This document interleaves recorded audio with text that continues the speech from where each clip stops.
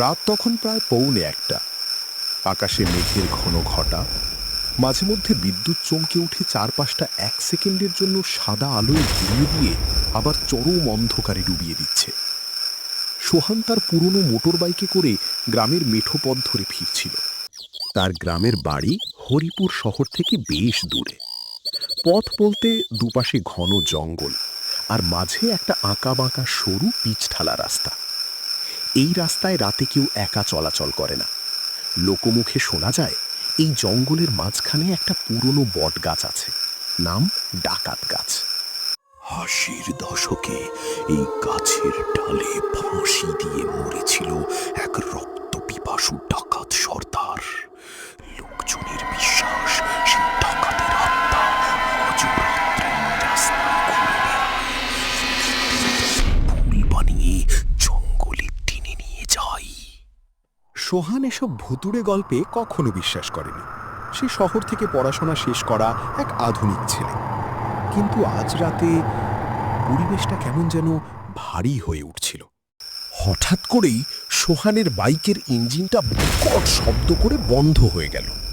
সোহান বাইকটা রাস্তার একপাশে দাঁড় করালো, কিক মারল বারবার, 1 বার, 2 বার, 5 বার, কিন্তু কোনো কাজ হলো না। চারপাশে এখন নিঝুম অন্ধকার।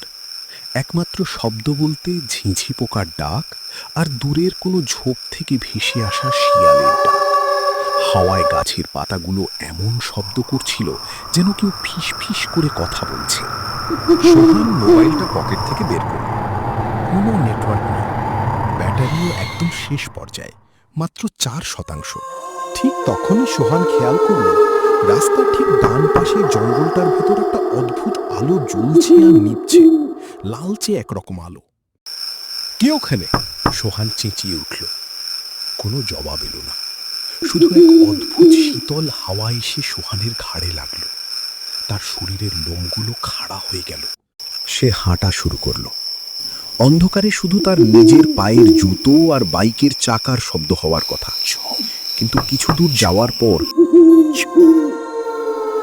গাছের নুপুরের শব্দ। এই গভীর রাতে নির্জন জঙ্গলে নুপুর পরে কি হাঁটবে? সোহান পিছনে তাকাল, পকেটের টর্চ লাইটটা জ্বালল। ফুলের আলোতে যা দেখল তাতে তার গায়ের রক্ত হিম হয়ে গেল। রাস্তার উপর কোনো মানুষ নেই, কিন্তু রাস্তার ধারের কাদা মাটিতে 2টো পায়ের ছাপ ভেসে উঠছে, যেন কোনো অদৃশ্য কেউ ধীরে ধীরে তার দিকে হেঁটে আসছে। ঝপ, ঝপ, ঝপ। পায়ের ছাপগুলো এক পা করে সোহানের ঠিক 3 ফুট দূরে এসে থেমে গেল। সোহানের বুকের ভেতর হাতুড়ি পেটার মতো শব্দ হচ্ছিল। সে আর এক মুহূর্ত না ভেবে বাইক ফেলে রেখে সামনের দিকে দৌড়াতে শুরু করলো। দৌড়াতে দৌড়াতে সোহানের দম আটকে আসছিল। প্রায় 10 মিনিট দৌড়ানোর পর সে ভাবল এবার নিশ্চয়ই সে জঙ্গল পার হয়ে গ্রামের কাছাকাছি চলে এসেছে। কিন্তু সামনে তাকাতেই তার পায়ের তলার মাটি যেন সরে গেল। সামনে দাঁড়িয়ে আছে সেই বিশালাকার ডাকাত গাছ। যে গাছটা সে অন্তত 10 মিনিট আগে পেছনে ফেলে এসেছিল, আবার সে কিভাবে সেই একই গাছের সামনে চলে এলো? সোহান আবার উল্টো ঘুরে দৌড় দিল। 5 মিনিট তীব্র বেগে দৌড়ে আবার থেমে গেল। সামনে আবার সেই বটগাছ। গাছটির ঝুলন্ত ঝুড়িগুলো বাতাসের দোলায় যেন জ্যান্ত মানুষের হাতের মতো দুলছে। সোহান বুঝতে পারল সে একটা গোলক ধাঁধায় আটকে পড়েছে। গ্রামের ভাষায় যাকে বলে ভূতে ভুলানো বা শেওড়া ভূতের চক্কর। ঠিক তখনই বট গাছের উপর থেকে একটা বিকট খিলখিল হাসির শব্দ ভেসে এলো। হাসিটা কোনো মানুষের হতে পারে না। শব্দটা ভারী, অমানুষিক আর এত জোরে যে সোহানের কানের পর্দা যেন ফেটে যাওয়ার উপক্রম হলো।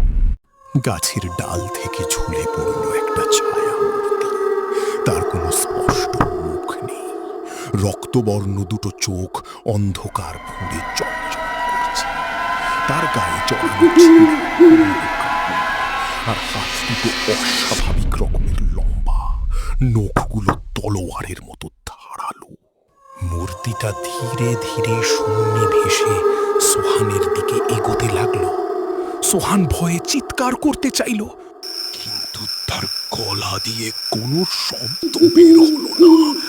তার হাত পা যেন অবশ হয়ে গেছে, সে নড়তে পারছে না। ছায়ামূর্তিটা সোহানের মুখের একদম কাছাকাছি চলে এলো। তার মুখ থেকে ভেসে আসছে পচা মাংস আর পচা রক্তের তীব্র দুর্গন্ধ। অদৃশ্য কণ্ঠে একটা ভরাট আওয়াজ ভেসে এলো সোহানের কানের কাছে।